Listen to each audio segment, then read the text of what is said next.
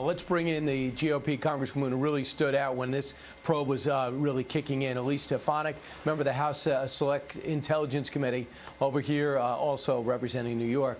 Congresswoman, thanks so much for joining us. We'll want to talk about your district and what's going on in New York and how Governor Cuomo might be getting a pass. But sadly, I have to talk about impeachment. Do you think they're doing this just to get the grand jury testimony and that's their best reason? Or do you actually think that they want to give the president another 10 points in his approval rating and do this again? They have been obsessed with impeachment after President Trump overwhelmingly won the election.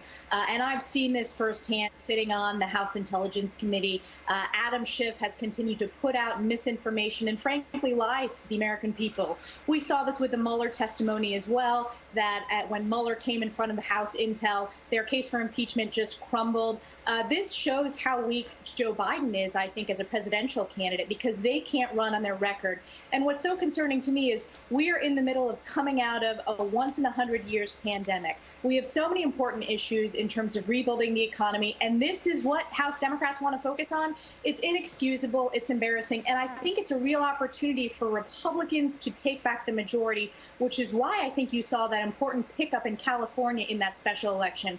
So it's disappointing. Certainly, there's been no outreach to Republicans on the House Intelligence Committee on what their plans are. But this is more of the same. It's political. It's impeachment at all costs. And the people who suffer because of this are the American people. Do you think the American people, the American voter, will get tired of this and just see that they're trying to find anything on this president because they don't like his politics? How's that going to affect the election? And what about in blue states where you have these governors that are saying the whole state is closed? People in rural counties that have maybe no cases of COVID are furious because they want to open up their businesses. Is that going to backfire on some of those blue states? You know, I think it is, and we see this dynamic playing out in New York State. I represent New York's 21st district, which is the most rural part of the region. We have manufacturers, farmers, small businesses who have really suffered under this one-size-fits-all approach. What I've advocated is a much more regional approach. We've started the process of reopening, but our small businesses, our manufacturers, they have innovative, creative solutions about how we can safely get back to work. But our governors need to understand that people need to be able to pursue their livelihood, and they have great ideas about how to do it. They just need to hear our input. And to tie it back to impeachment, the American people are smart. They want to focus on the issues that matter, ensuring that we have a plan to safely get our kids back to school this fall, ensuring that we're allowing our small businesses to reopen safely and gradually. That's really important, and I hear that's what's on voters' minds in my district. Well, maybe it's the Democrats' strategy to be able to say the closer we get to November, you know, if we controlled the Senate, we would have been able to impeach him the first time. So let's see if that is part of their game plan. Meanwhile, let's talk a little bit about an investigation you are calling for, Congresswoman, regarding nursing homes in the Empire State of New York, because the governor has essentially changed the way COVID deaths are being reported. We've got a soundbite, though, first to listen to. Here's the governor talking about how nursing homes are a top priority for him after saying that older people were going to die. Watch. Who can we prosecute for those deaths? Nobody. Older people, vulnerable people are going to die from this virus. And that is a fact. And that is not going to change. We now have a top priority, which we have from day one, which is our nursing homes. I understand we have the most aggressive standard in the nation. But I also know that it is necessary.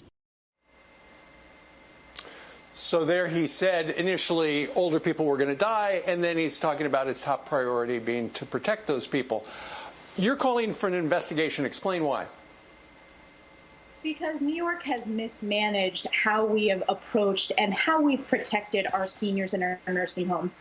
We knew going into this that our most vulnerable are our seniors, and particularly in those assisted living facilities, whether they're senior living facilities or nursing homes. New York, when compared to other states, took a number of negative actions that cost over 5,000 lives. The governor took executive action forcing positive COVID cases back into nursing homes. There was zero transparency in terms of informing the seniors, the workers, or the family members whether there were positive cases.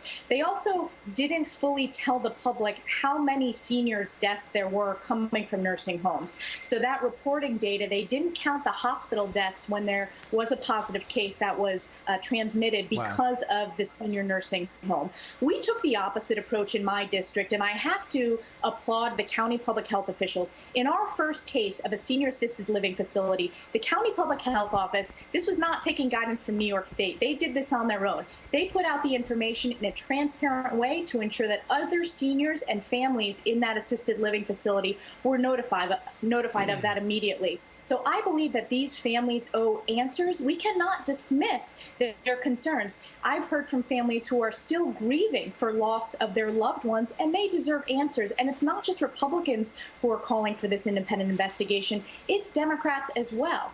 It cannot be conducted by New York's Attorney General either. It needs to be an independent investigation. I'm calling for the Department of HHS to conduct this independent investigation, but I think it needs to come from the federal government. New Jersey numbers were really high, too, with seniors as well. Congresswoman Elise Stefanik, thank you so much for joining us from your kitchen. It seems like your kitchen. Thank you. Seems nice. Yes. All right, in upstate New York.